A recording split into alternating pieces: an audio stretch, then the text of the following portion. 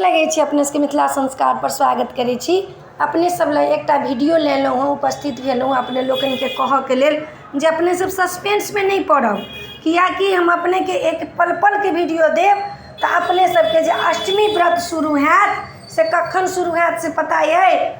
सोम के जे भोर हैत मंगल के दिन 5:30 बजे तक उठन नहीं है।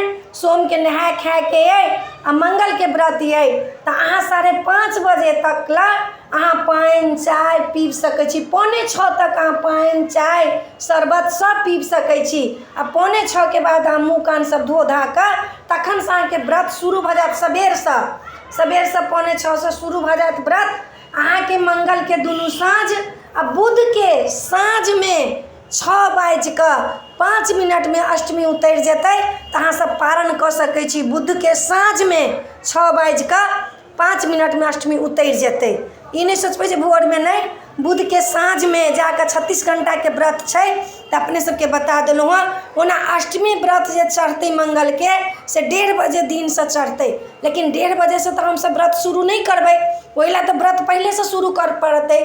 तो 5:45 से व्रत शुरू करब सबेर में, मंगल के सबेर में, सोम के सबेर भेल, मंगल के दिन भेल तब 5:45 से शुरू करब व्रत मंगल के दुनू टाइम आ बुध के साँझ में जाकर पारण हैत 6:05 में।